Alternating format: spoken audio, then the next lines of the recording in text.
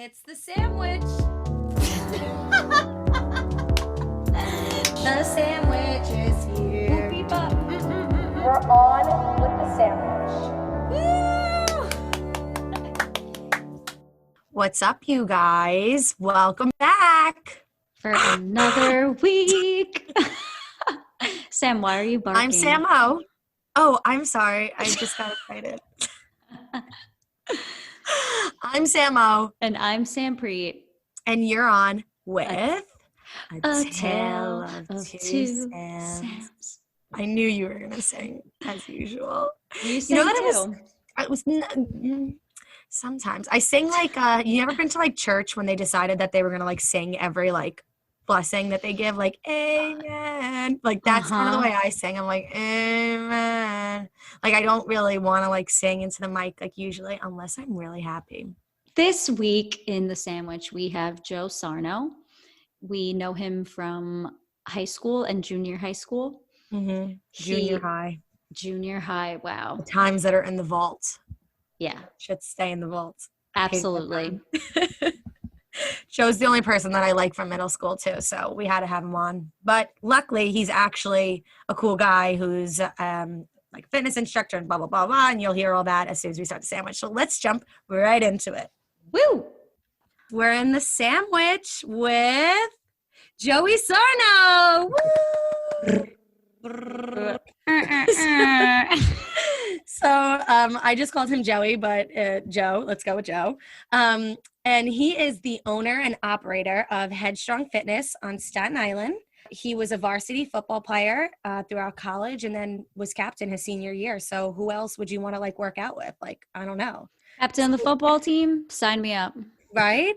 So, Joe, do you want to just like take it away with a little bit about like Headstrong and how you got into it? Yeah, of course. First off, thank you guys for having me on. I know we've been trying to do this for like, since you guys started your podcast. I said immediately, like, I want to do it because we actually started up, you guys started A Tale and I started up Headstrong basically at the same time. Yeah. So we kind of came into this together and stuff like that. But Headstrong Fitness, it started off pretty much as, me training a couple kids that I coached during football because, coaches can't be within, you can't technically coach your own kids right now because of all the restrictions with the PSAL, with all football stuff like that. For those of you who don't know, I'm also a Tottenham football coach. I'm the defensive coordinator for Tottenham Varsity. Oh, awesome. So I have like a little connection, I guess, with the kids there. So that was really my thing. My thing was, I thought back to when I was in high school, and the big thing was, like Parisi Speed School was great, and Parisi is an awesome place. But for me, as a high school kid, I didn't have necessarily the money to pay for Parisi Speed School. Yeah. So that's like super expensive, right? Like that's like elite prime. Yeah, without a doubt. And, they have a great facility, which I'm blessed to have a facility now. But when I first started, I was doing workouts at the park, and I was doing it at, Al Hollow Field. I'd get there at 5 a.m. so nobody would steal my spot. Bring all my stuff. Dedication. Nobody could tell me to loot. Nobody could tell me to leave. That's my spot. And then I was there pretty much from about 5 a.m. to about 8:30 p.m. at some days. Wow. Wow. Yeah, I was there for a while. I used to like see if my friend could wait a couple of minutes, just so I can go like run to the bathroom at the pizzeria. Yeah. That really is dedication. And I feel like that's a good thing to tell, like to like preach to younger boys that also maybe like don't have those means to pay for all that fancy stuff. So my big thing about me is that I was never a super athletic kid. I never was. But I was lucky to have really good coaches throughout my life that were able to get the most out of my athletic potential. Yeah. So I think that really does make or break it, honestly. So a great coach matters. It just does. It's if you're going to deal with somebody that, and I've been, throughout my entire college years, I had all my college coaches, and even in high school and even in middle school, my brother was the one that was coaching me. And, Sam knows when I was in like sixth grade, I was like this chubby little meatball kid. I don't ever remember you like that, Joe. Well, definitely chubby meatball kid. All right. Just like playing offensive line football, which is the fat kid position for all you don't know. The fat kid position. Come on, Yeah. Joey. Don't body shame here. No, listen, I'm sorry. I don't need to body shame anyone. We love the old lineman. Trust me. I train out of my group of 25, I probably have about 12 of them are offensive or defensive linemen. So Yeah. we like the big boys. We like the big boys. Hell Because yeah. you can relate, right? Because you were a big boy. Of course. So Oh. it's right in. I'm all in. Sequels. Listen, I always say, you know, and I think we'll like get into this a little further. It's like it's so funny for like guys that like grow up. You hear like a lot more that guys grow up bigger and then they get really into fitness, and then all of a sudden they're like yourself, you know, you grew up, you were a little bit chubbier, whatever you say about yourself. I'm not saying about you, for noted. He was self-proclaimed chubby, for the record. But then you got so into fitness and kind of like turned it around, where I feel like it's like a lot of times it's opposite for women, where like, you know, I grew up, I could eat whatever I want. I was thin, you know, and now I'm really like, I watch my weight. I watch what I eat. I have to work out, you know? So I think that it's like kind of funny. And I don't know if it's like, just maybe there's like a science behind it. I don't really know, but it's like, it's interesting. Do you know like anything about that? Yeah. So one thing I'll say is like everything in the fitness world is 100% individualized. So everybody's completely different with a lot of things, you know, unless you are physically getting like a blood sample taken by a nutrition or health expert, you don't even know what really your body's sensitive to. So like, for example, is you can be having grilled chicken, rice, and broccoli for 3 straight years, and you might think that's literally the most healthy of healthy things, which it probably is for most cases, but your body might not react to it as well. Yeah. So it might actually be hurting you as opposed to, so people find their different food sensitivities as you get older. You know, like my family, I'm lucky. We have ridiculous metabolisms at like a young age. So once I started working out, I started really boosting my metabolism, because when you exercise, it boosts your metabolism, which makes obviously you're burning fat way quicker than average people. I shouldn't say average people that don't work out. Right. Which I guess those are average. A lot of people don't, but there's all the more reason to. You know, because once you get that going and then you sustain it and you keep that going for the rest of your life, then you start to become those, you know, like the fit fan, you know? Right. I feel like for me personally, the thing that I lack is like consistency. So I'll go like 3-4 weeks. I'll like doing my Rumble classes on Instagram. I'm like, yeah, this is awesome. I'm on a roll. And then like, I'll be super busy one week, not work out for like 3 days, and then I won't again for like another 2 weeks, you know? Yeah. So what is your advice for someone like me, aka lazy? I mean, anybody that can't see him, he's sitting there nodding the whole time Sam's talking. He's like, I've heard this story. This is the biggest story of all time. This is what everybody does. And not for nothing, I mean, so my girlfriend actually lives in the city too. So I'm familiar with Rumble. I'm familiar with like Switch. I've been to a couple times too. And I love them. They're all great classes. But the one thing that they don't provide for you is that they're not individualized. Yeah. So you're in a group, you know, you don't, and if you're not keeping track of yourself, then nobody is. Right. So the one thing that I bring to the table and I try to do for everybody, which is what my coaches have done for me, is that everybody has, if you come to me for personal training, you have your own plan. There's no cookie cutter outline where it's like, you know, everybody's going to do 6 sets of 10 or like crazy, like you're going to do this circuit. Everybody's doing the same thing. No, that's not how it works. Yeah. If you want to come to actually be a one-on-one trained, or even like I call it, I have it all like animals because I'm Headstrong Fitness, right? My logo's a rhino. Yeah. Oh, he's wearing the logo. Love that. I love it. I'm wearing it all over the place. Don't worry about it. Yeah. You're going to have to send us some merch. We'll do a merch trade-off. I'm actually in my basement right now. And if you had any idea how much merch is all around me. That's so fun, though. I want to make merch. I definitely will hook up my Tell It to Sam's fam. Thank you. But one of the things is, you personalize it is basically what you're saying. Yeah. So the consistency thing is big because you have to individualize it, you have to personalize it, but also there's something about being accountable, that going somewhere and saying, hey, like, all right, Joe's waiting for me at the gym at 5:30 in the morning. If I don't show up, you know what? Now I'm kind of screwing him over too. So it's not like you're just not, it's not about you anymore. It's about someone else. Yeah. You know, and if you don't have someone that's going to hold you accountable, it's really hard to get to a goal. So one of the things, because I'm still coached to this day by the coach that I trained with in college. And I think people that hear that, they're like, what do you mean? Like, you're a coach, you're a trainer. Yeah, but if you're not learning, you're getting worse. Mm-hmm. If there's ever a scenario that you're the smartest person in the room, you're in the wrong room. You got to get out of that room. Yeah. That's like, You always yeah. want to keep learning. That was like I like that. That was deep, Joe. That was a good one, right? Yeah, that was good. I'm like taking notes. Like I'm a trainer now, so this is, I got these just all in the back of my head. Right. Yep. Firing them. Yeah. I love it. I love it. And then I guess, so kind of going off of like you being, you know, like you said, you're a trainer now.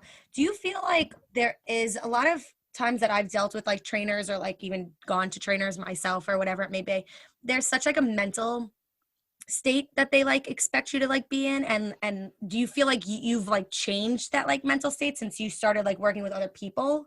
Like you have to like I don't know, have quotes like that to like just put offhand? Like what is like, how have you like changed like the way that you think about like working out now? So I'm happy you asked that, because one of the biggest things, like when I was playing football, and obviously football is such a big part of my life, I played at St. Joseph by the Sea.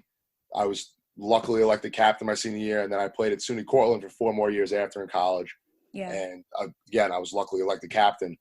And one of my biggest things, and it's something that I will take to the absolute grave with me, is that I valued being a better leader than a player.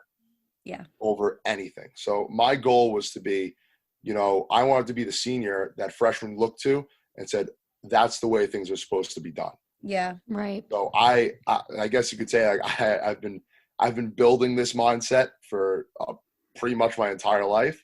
Yeah. So it's not really different for me. It's Yeah. not something that I'm really trying to, I'm not faking this. This is me. This is me. No. Right. So I'm wondering, because I feel like there's a certain level of perfectionist in any like athlete, dancer, art, like any type of hobby. Like there's a certain aspect of perfectionism. Do you think that translates into like other parts of your life where you're just this way? Like you're just super disciplined with like working out and fitness and like what you're passionate about? Like did it translate to school? Right. Like, you know?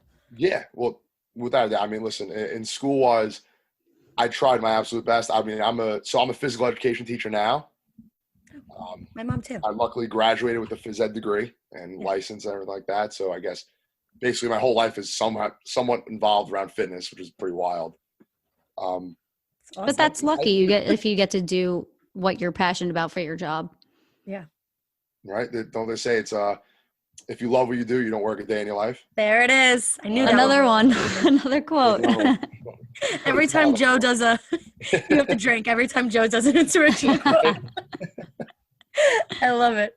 I love it. So I guess we kind of did touch upon this a little bit, but dieting versus working out, what's like your take on it? Because I heard that it's like 70% what you eat and then 30%, you know, how much you so work I out. actually break it down. I break it down for my clients in a 60-20-20 fashion, because, well, actually, I'm sorry. I break it down into a 20-40-40. 20-40-40, sorry. Okay. So 20% of your total fitness is working out. 20%. That's like a minuscule amount, right? The other 40%, another 40%, I'm sorry, is your eating habits. So your diet, right? Making sure you're not eating like McDonald's every day, whatever. Like just eating healthy, balanced diet. And if anybody ever tells you to go keto or go carnivore, like all these crazy diets, just walk away. Walk away. I hate keto so much. I think it's ridiculous. Sam's like the biggest advocate for fuck keto. I hate it. So the thing with those, they're called fad diets, right? Because fads. So they come around and then somebody realizes, okay, they don't work that well. Yeah. But they're not sustainable. You know, you eating a balanced diet is sustainable. You can live like that for the rest of your life and live a healthy and happy life. Right. So that's the first thing about diet. But anyway, back to 20-40-40. So 20% workout, 40% diet, and the other 40% is actually your sleep habits.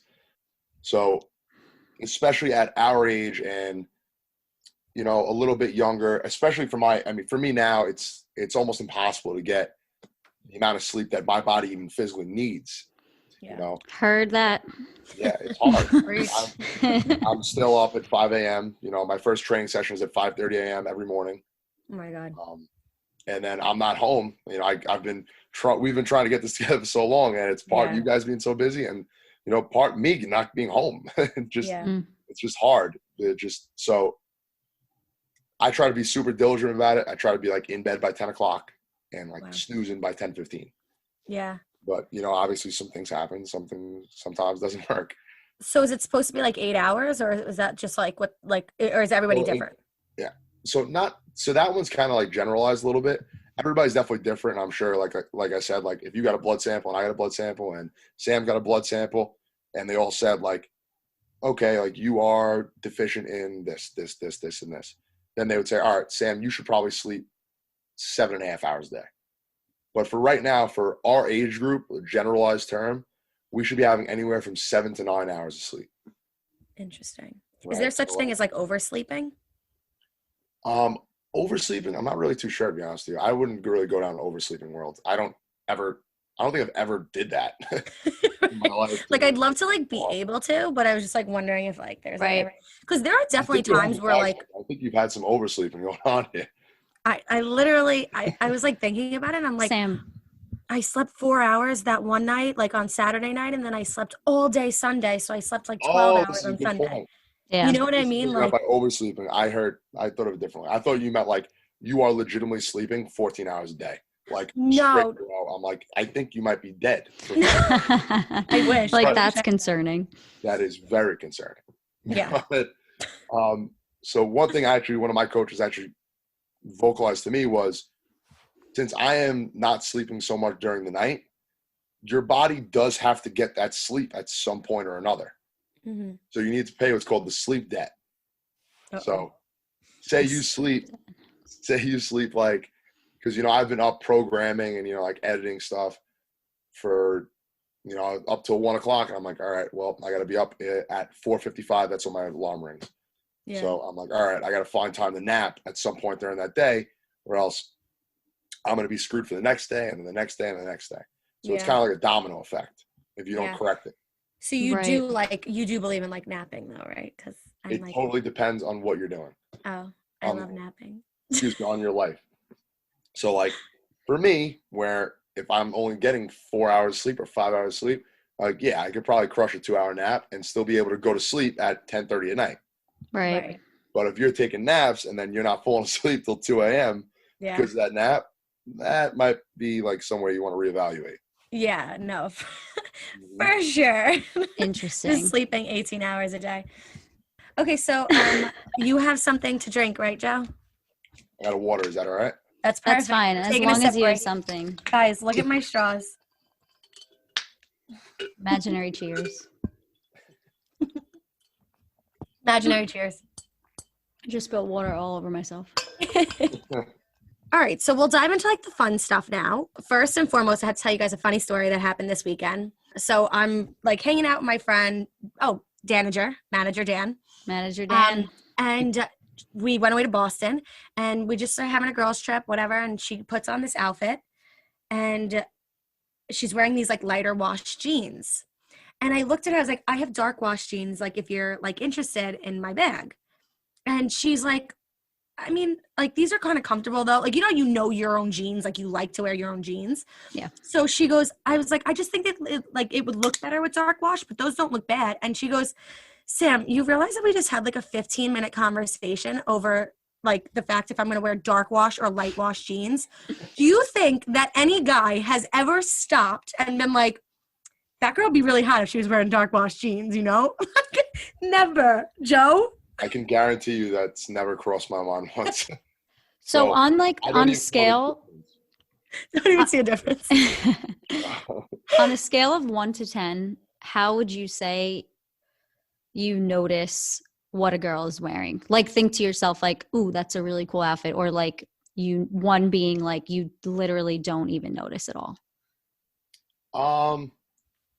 So for me, I guess I'm trying to think like something that a really cool outfit would be something that's just like just flat out different, you know, like something different. So, for example, if I was going out to like Hoboken or something like that, like for like a Sunday fun day, and like football was on, and I saw a girl wearing like a throwback Barry Sanders powder blue Lions jersey, I'd be like, what the fuck? How the hell do you know that? Okay. Right. Okay, so something that's kind of like. Are we PG on this? Can I curse or no? Hell yeah. All right, sick. My mom literally yells at me and says I curse too much on the podcast. Yeah, we're like literally truck drivers. But yeah, like something either like that, or then obviously something that's like without a doubt like drop dead stunning that just like accents your features well. We'll go with that. Your butt. Yeah. Your butt and boobs. Yeah, that one.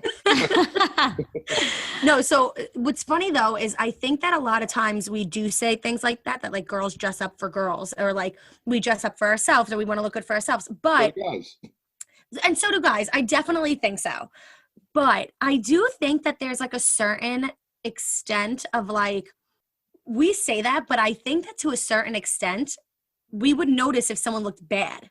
So you do have to like look good. It's just like about like dark wash to light wash jeans. Do you know what I'm saying, Joe? Like, yeah, I agree with you. I mean, like, listen, especially like as a guy, we in my group chats, we'll put whatever some kid's wearing in a group chat and be like, what kind of fit is this going on? Like, why would you wear this in a public situation?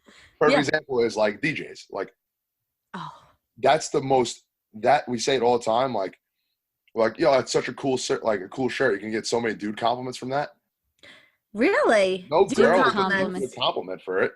Okay. No girl is going to give you a compliment for your sick NWO, like New World Order t-shirt. I don't know what that I don't is. know what that is. Exactly. It's like No a idea. wrestling term. But I will say that I do love when a guy wears like a bomber or something like that. Like I like when a guy has like good style. So style is different than funny shirts. Okay. You know what I mean? So like style, I definitely agree. Like if you're going to go out to somewhere in the city, you can't be wearing like nonsense stuff. You got to actually look good. Right. But if you're going to, I keep bringing it up, like DJs, you could really wear whatever the hell you want. Right. Because the shades go down and then it's a mess. It is right. So anybody that doesn't know what like DJs is, first of all, like I don't know what like rock you're living under, but it is a bar in Belmar, New Jersey, which is like the shore for us, and The like Jersey Shore. The Jersey Shore. So we go there and it's like really ratchet and gross. And I think it's on Jersey Shore like a bunch of times. But okay, so Joe, also, this is another thing. I read a meme the other day. It's kind of going on the same topic. Like I read a meme the other day and it was like, girls, we don't care how long your eyelashes are. Or like something like that. Because like that's all we talk about is like how long like our eyelashes. Like, oh my God, your eyelashes look so great. Right, Sam? Yeah, but something that I'll say though is like guys might not think they care about this. That's what I'm saying. But if I like right now, like I know that I can look better than this if I just had mascara on. Like mascara is such a small thing, but it just makes you just look so much. I don't know. Your eyes are like, oh man, you told me to the so wrong much thing. prettier. You don't think so? Joe's He's like, I don't care. So, Okay. my girlfriend is the most beautiful girl in the world. And she loves to wear makeup. And I can't fucking stand makeup.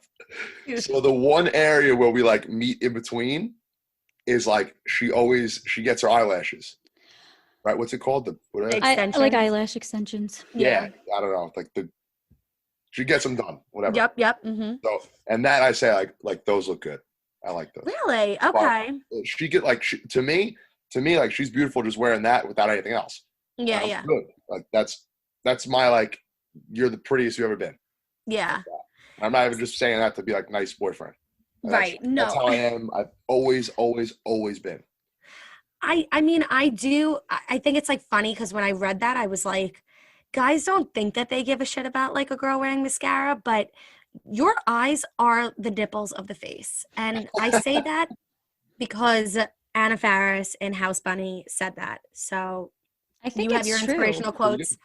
I have my House Bunny quotes. So that's where we're at. That's fine. I'll take that. But like I keep picking at like this thing on my face right now. Like if I went to the bar with this, you'd be like, I'm gonna throw up rather than like ever think about like talking to this girl. Like, you know what I mean? Yeah, Like no, I you're probably right need about that. makeup. That's probably correct. Yeah, absolutely. Acne's Like, not exactly a turn on for most dudes. is that a herp? Yes. No, I'm just Bitch, it might be. Bitch, it might. Oh my God. But I guess so this kind of goes into though, like women obviously have so much to do for like their like self-love and like, you know, like care. And like I literally had like a face mask on. Like I actually like I feel that I like left a little bit of it on. Like that's why I was going like this to my hair before. So like ew, gross. But like I was like laughing because I'm coming on this episode and I'm like, what do you think Joe's doing to like prepare like him like nothing, 0%. Drew on a The only hat. reason That's we what he started- did. The only reason we started at 8:15 because I wanted to have dinner with my family. Oh, Listen, I don't blame you at all. But so what is like though to me, men's self-care becomes something like working out. And I feel like it's like one of their only self-care routines. I want to Is that know fair? if I think that's fair to say, but like, have you ever gotten a pedicure or even thought about ever getting a pedicure? No, I have. They're awesome. So More guys they're should do that. fantastic. I've gotten a manicure and pedicure. They're Mm. fantastic. And like I have like really big hands and really big feet. So like I have a size 15 foot. Was that a like- humble brag right there? I don't. That was a leg. you know what they say about big feet. Big socks. You got to buy your shoes online, customize, and you can't try them on ever. That's what they Get say. out. Yeah, no, it That sucks. sucks. I do not brag about big feet because it blows. But I went with it was me and James Crisera. Like we went before prom my senior year of high school. Yeah, and then the next time I went was like maybe 2 years after. I went. Oh, I with my forgot we were talking about pedicures. I thought we were still talking about like you getting shoes. Okay, so No. We're I on was like, where'd you guys Pedicures. go to Well, get mani- pedicures? Got it. pedicures. Got to keep up. But I'm like the most forgetful human being in the world. So like I lose my wallet all the time. Like I have the Tile app. I don't know if you ever heard of that. Oh yeah, What? the Tile app. So the Tile app is this thing that you can basically attach to your keys, and they have this slim one that goes in your wallet, and it tracks. It's like a GPS tracker for your stuff. Yeah. So like that is absolute vital to me. Yeah. If I don't have it, like I'm screwed. I lose my wallet within my own house. Like it's terrible. It's actually funny that you like said that because the Tile app, the Tile tracker thing, my friend lost her Chanel bag like under a seat in a taxi. And for like a solid year, we just followed around this taxi like on the app. Like we would just be like, oh, I think it's like close by. Like, did you check the app today? Like it was ridiculous. She got it back after all was said and You done. actually got it back? Yeah, because nobody Wow. found it. It genuinely just got like wedged underneath the seat. Yeah. And like, you know what I mean? Like it wasn't like somebody stole it out of the cab. And we called the cab service and they were like, we don't have anything. We don't have anything. We're like, we see it. We They see don't it. care. It was so fun. But we ended up getting it back. Sorry. Little side note, but That's Tile nice. app, go. Fantastic. That's good. So Chanel bag made me think of something, and it Wait, kind of. I don't think Joe is done though. Hold on. Oh, Sorry. Right, What Joe? are we talking about? The See? Tile This app is thing? forgetful. This is perfect. That's so bad. I didn't even mean to do that. Sorry. I cut him off first, Sammy, and that's why I didn't want to like we were on What were you saying, Joe? pedicures. Oh yeah, we're talking about pedicures. So pedicures. the one time after I went at my prom was I know I went to mani pedi before prom. It was wild, but I respect got, that. I got a pedicure, and like I've been wearing cleats since I was 8 years old. Like you can imagine what my feet are; they're disgusting. Yeah. So I went to get a pedicure, and I lost my wallet, and like I could have swore that I left my wallet in that place. So I went back in. Like I said to John, I was like, "Yo, John, like take me back there. I'll just walk in and get it. I'll come right back." And we were going to a concert that night too. Uh-oh. We were going to a Darius Rucker concert. This was like when he was playing at PNC. So I walk back in and they're like, we don't have it. And horrible to say, but like they're really speaking very broken English. So like Yeah. the more they're speaking broken English, I can't understand what they're saying. I'm getting frustrated because I now have no wallet. And there's like, in the end, it's my fault because I'm the one that lost it. Right. I'm getting mad at them for not finding my thing. Like, Yep. and then it ended up being in the car the entire time, which I found a week later. Oh, I hate when that shit happens. Yeah. So That's like when your mom tells you to go get something and then you come back and it's like, it's not there. And then she goes and it's literally sitting right where she told you. oh Like, yeah, I milk nothing that. drives me more nuts. I'm 25 years old. I milk that. Yeah, 100%. Wait, so Sammy, what were you going to say though? I'm sorry. I didn't mean to cut you off. So Chanel bag made me think of this, and it kind of goes off like if guys notice like what girls wear. Like, is that cool to you if you see a girl with like a Chanel bag, a Louis Vuitton bag? Like, do those things even Do you stand even out? like recognize it? No, that's Or- girl stuff. That's girl stuff. That's girl stuff. That's girls caring about other girls, what they think. It is Okay. 100%. Told you. We look at two things. It's very bad. Very bad. Very bad. Very bad. Very Very bad. realistic, but it's what we look at. Oh It's man. true. I mean, yeah, I definitely think like to a certain extent, like you guys do look at like their hearts too, you know, and I After a get it. conversation, I mean, you don't want to have a conversation, then like you don't want to go up and talk to that person and they're just being a brick wall to talk to. Yeah. That's the That's- most immediate turn off of all time. Yeah. So here's a cue. You're at the bar and like what's the first thing that you're gonna like single Joe, obviously. We're at the bar and you like your eyes darting to a girl. Why? Like Why? yeah, like face. Is that the first thing that's Yeah, I mean, you're at a bar, like you're not Oh, for seeing that me- their for ass me is nice. personally, Like, yeah. For me personally, I'm big on face. I'm big on face. Like I can't have a conversation with you if you don't like if I can't look at you. you're It's not weird. even a little bit good looking. Oh, I gotta mean me something. Right. Right. And we should note everyone is beautiful to someone in some way, but Without a Yeah. doubt. Without a doubt. Absolutely. yeah. No, I think it's also Everybody like catches somebody else's eye. exactly. There it drink. Everyone drink. Yeah. Just an inspirational Another quote. quote. Chug your water. Stay hydrated, everyone. Can't help it. This was tea and I'm like done with it, but whatever. Okay, so I love that for us, that like everybody's beautiful in their own way. And I do think it's like kind of funny, like a lot of times we talk about like our types, right, Sam? Like we're big on like, oh, my type is, you know, this and that because like Well, my track record is this or that. You say I have a type. I don't think I have a type. You 100%, this is what I'm talking, this is where I'm going with this. Like some people are like willing to like admit that they have a type, like me, and then other people like aren't, like Spreet. So like, Joe, do you think like from a male perspective, are you more of like, do you think that like men, including your friends and yourself, are like, oh, that girls with blonde hair are hotter or girls with brown hair are hotter? Or do you think it's just like a general thing? That girl had a big ass and she was hot. Done.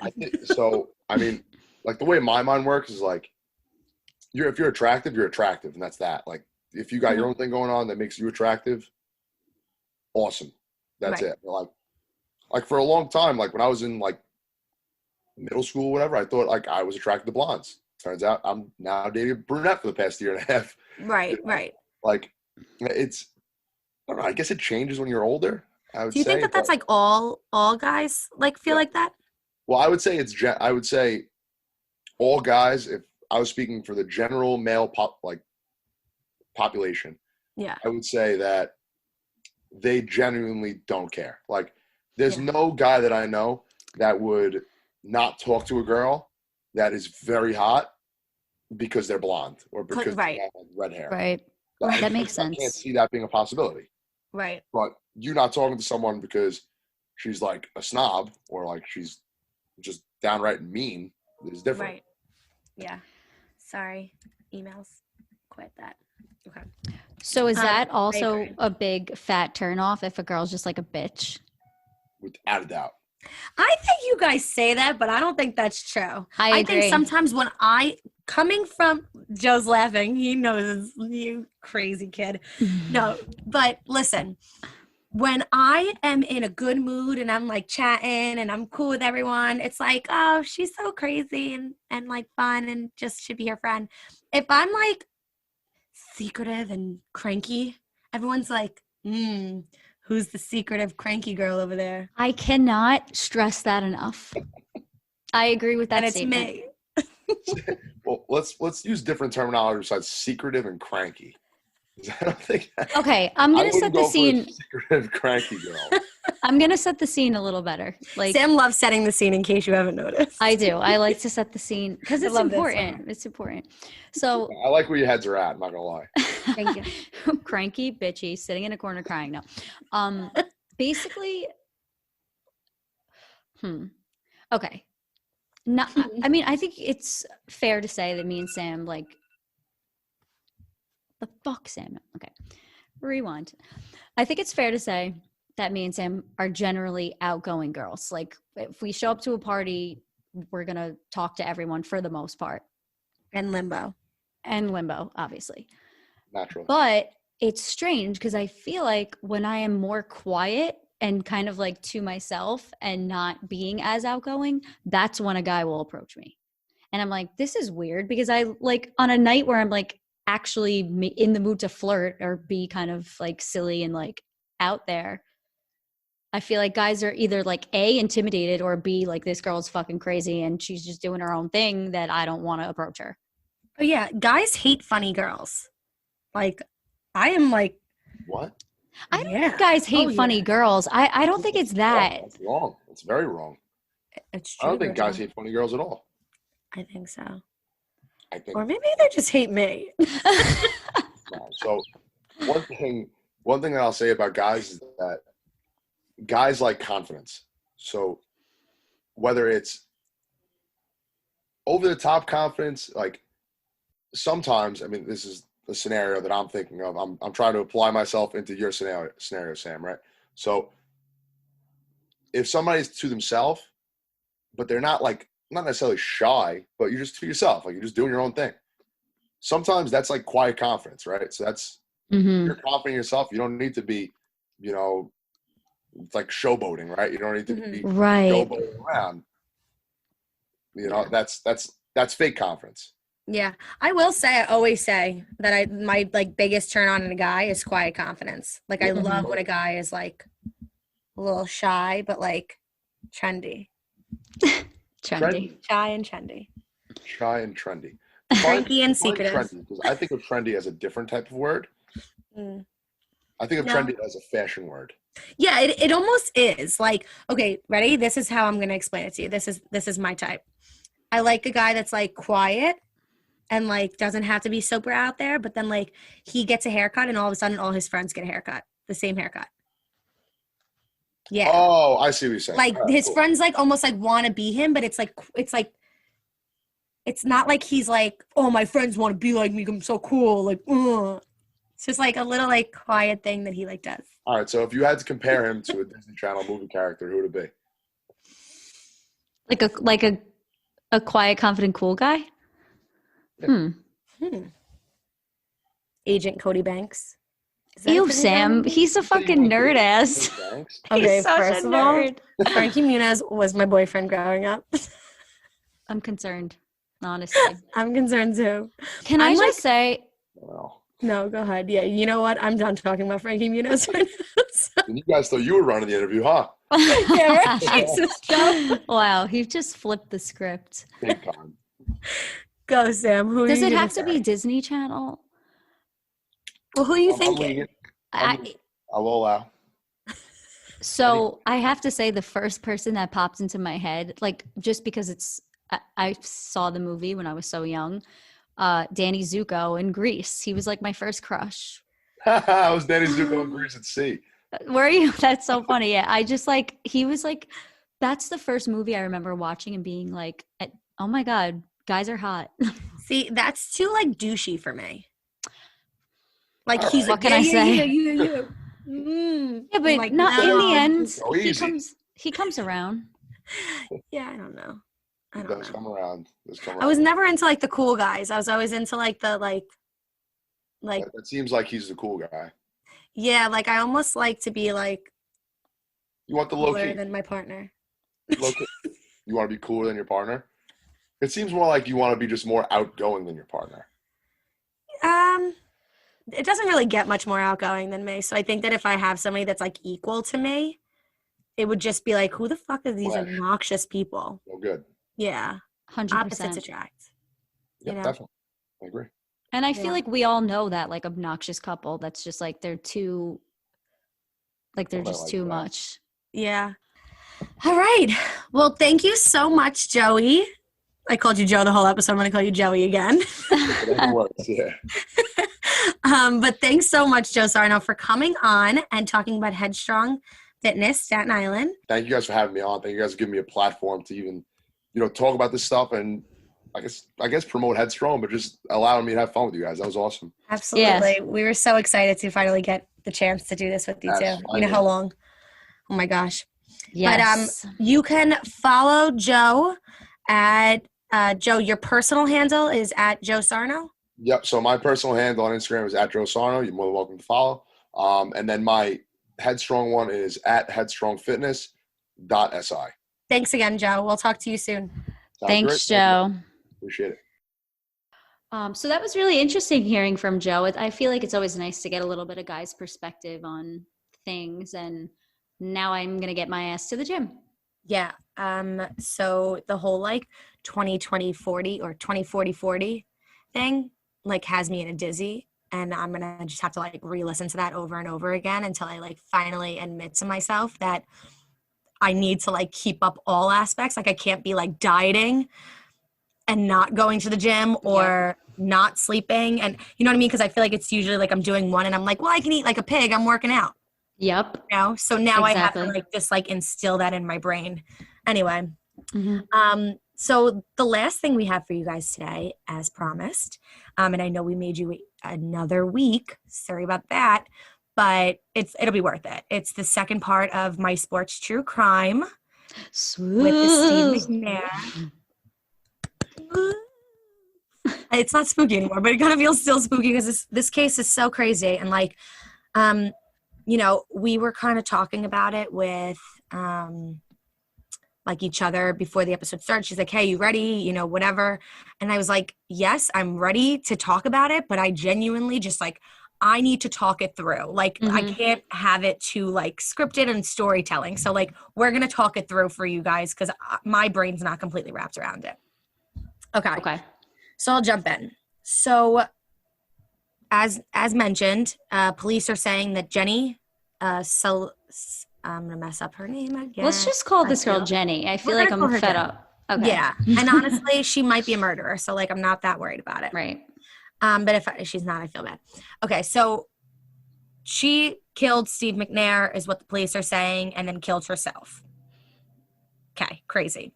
So that was on the night of July 3rd, which was the morning of July 4th. Does that make sense? It's like 3 a.m. Right. Okay. So she had plans for July 4th. She had plans for the night of July 3rd, she was going to meet a friend who the friend then canceled on her saying that she got stuck upstate or whatever it was. Not upstate, but as if we were upstate, a few hours away. She thought she was coming home. She ended up not driving home that night. Okay. So she canceled with her and Jenny's like, no problem. I think I'll just go hang out with Steve, like very casual, nonchalant about it. Okay. So, right. The only reason she did that, this was completely unpremeditated to hang out with him. So I don't understand how she would have bought a gun in the parking lot of her job and then used it on Steve just like coincidentally the night before she went to kill him. Right. That makes sense. What I mean? Mm-hmm. So we'll get into the gun in a little bit because there's a lot of moving factors on who sold her the gun and who that guy was and where she picked it up and et cetera. So we'll get into that in a few. She had also told friends, a big thing is that the police made it seem like Jenny was broke, number one, that she was hung up on Steve and distraught over Steve, and that she found out that Steve had other mistresses, so she wanted to kill him. And then she also got a drunk driving, which I think I mentioned in the last episode. She got a drunk driving like a DUI, whatever, driving while intoxicated, and was arrested about 2 nights before the murder took place. Steve was in the car and left the scene because he's like a celebrity, and then went and bailed her out. Wow. But the police made it seem like she was distraught that he even left her, blah, blah, blah. Okay. So I'm going to debunk those for you right now. Okay, yeah. There was several videos, the cam on the car from the police car, the camera on the cop, and the camera from the inside the police car that just shows Jenny talking, laughing, cracking up at this guy. Yeah, she was a little bit, drunk probably, and hence why. Right, but not distraught by any means. She was definitely not distraught. She was 19 years old. She was joking with the cop. How could you do this to me? Come on. Wait a second. Wow. You know Steve? So you got in trouble. You got Steve in trouble before? Like, ha, ha, ha, ha. Like, yeah, like was laughing about it. Okay. Totally insane. And they made it seem like she was just so distraught. Her roommate also came out and said that Jenny had called her the next day and was like, oh my God, guess what happened? Like laughing. Yeah, like thinking it's so funny. What the hell? Yeah, and they're like making it seem like she's like this like murderer because she was so mad. Meanwhile, like her roommate's like, maybe you should take this a little more serious. She's like, no, Steve's lawyers already got me out of it. Like it's not even going to be on my record and I didn't pay anything. Okay. Wild. So then they said that she was broke. But if you talk to any family members and anybody that knows any, about her personal situation, she had $2,500 in the bank. For a 19-year-old girl, I don't have $2,500 in the bank and I'm not 19. So right. I think that she was like, okay, and also there's text messages really recently before about her being like, Steve, I need some money. And him being like, all right, I'm having a guy transfer it to you, and transferred her $2,000.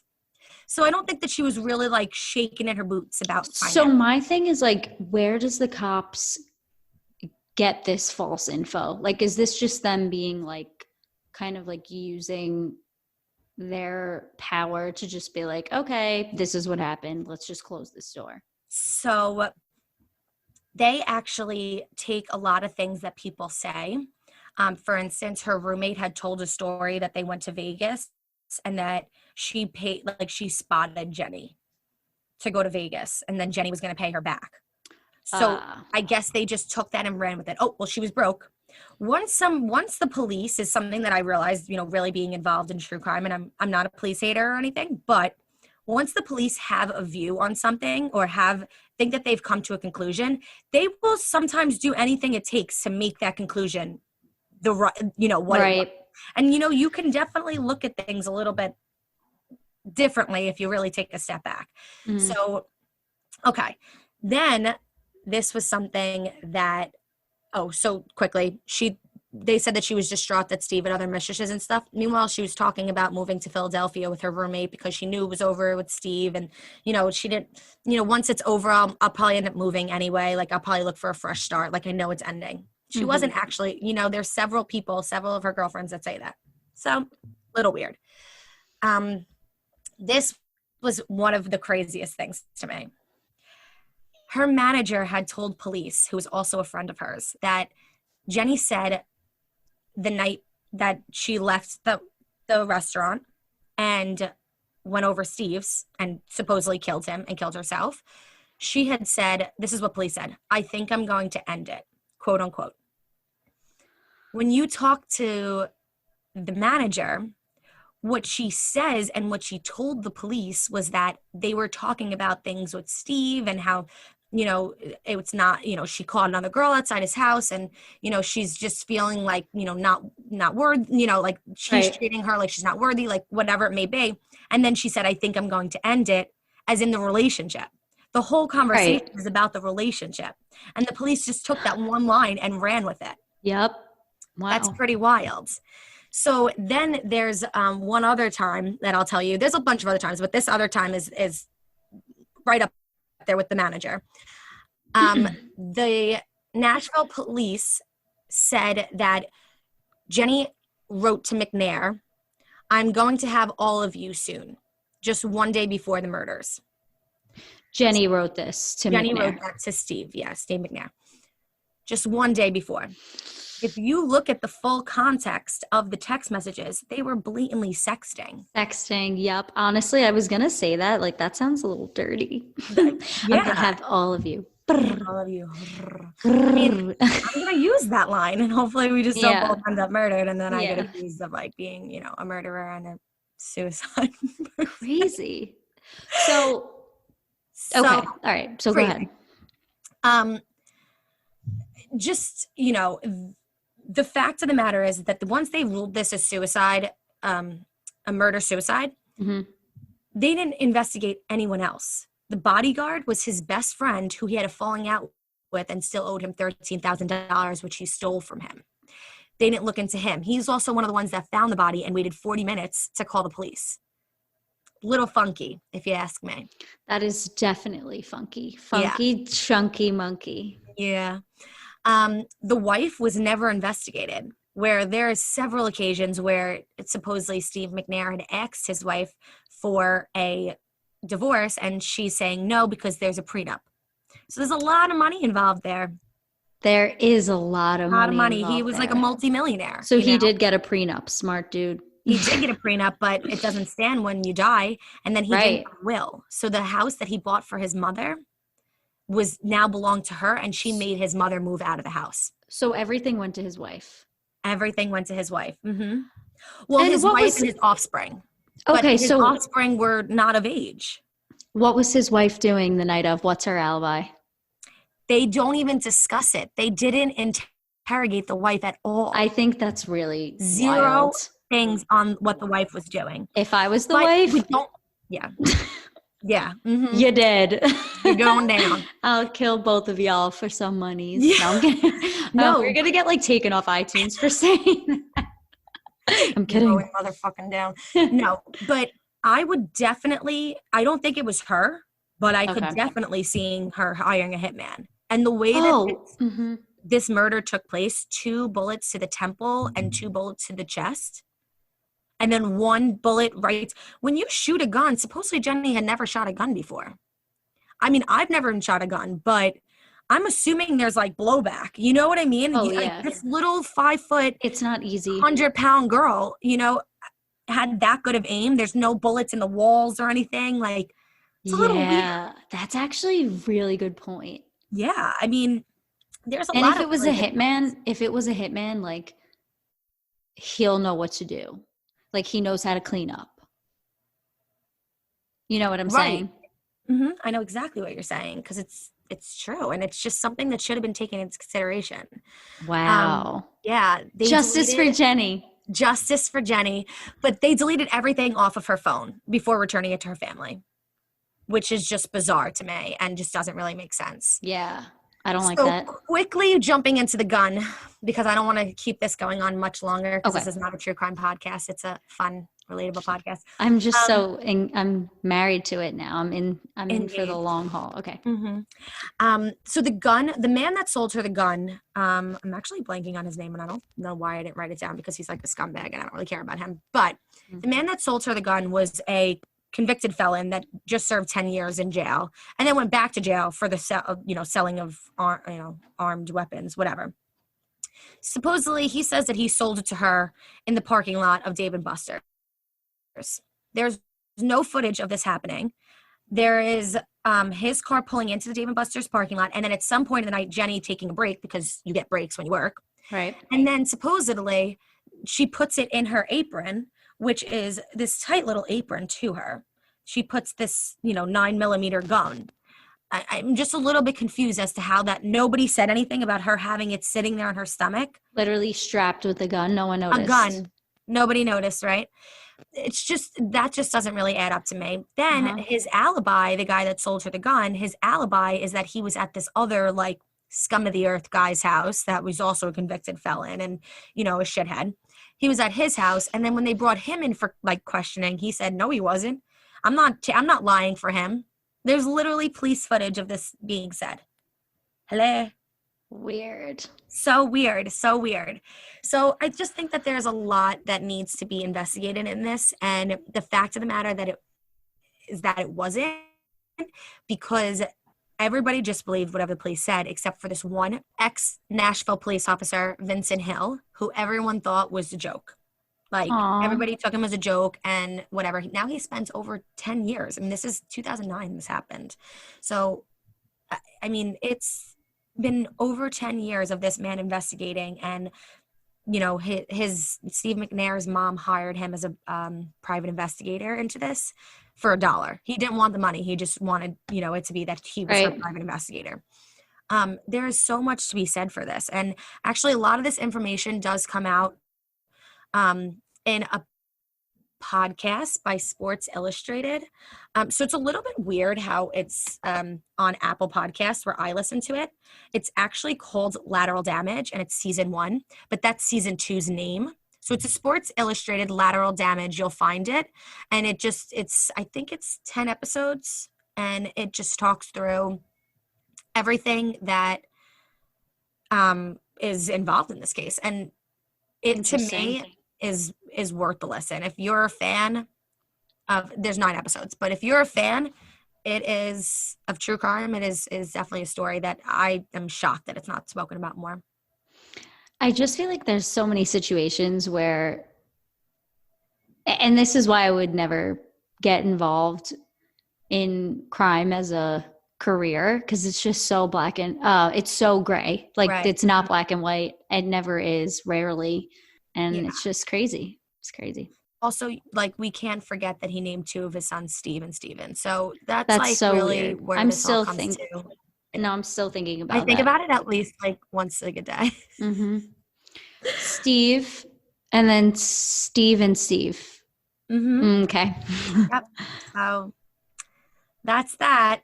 Wow. Okay. That's Yeah. our little true crime of the week. Yeah. I hope you guys got your fix. There's a lot to take in there. There is. I'm marinating. I'm marinating. All right. Well, listen, I hope that Steve McNair's wife doesn't hear this and like comes for me and you, because now you're like associated. I am guilty by association. Is that what it's called? Mm-hmm. Yeah. Yeah. Honestly, I hope she comes at us. We know your secret, bitch. Your secret bitch. Are we gonna get in trouble? No. All right. I hope everyone is also just doing well after the election. We're actually recording this before the election, so we don't know what's going to happen. But when this is released, it will be after the election. So just hope everyone is doing good and you find some joy. Just remember that whatever the outcome is, nobody can change you as a person, and you're responsible for your actions. So everyone, keep up the good work. Just remember to be true to you. Be true to yourself. And that's the most you could do at times like this. We're so Joe Sarno right now with our inspirational quotes. We are. He really put them in our head. He like inspired us to be inspirational. Mm-hmm.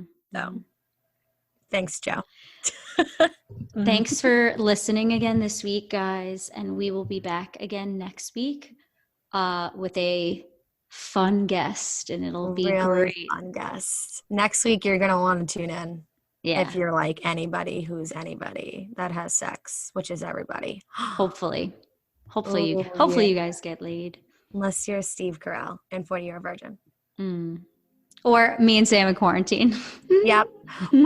or just still stuck in quarantine. Oh my God. Yeah. I don't even want to think about that PTSD. Yeah. Yeah, that was tough those times. Tough times. All right, well, bless up, guys. Take care of yourselves, and remember to be true to you. Oh. Bye. Love you.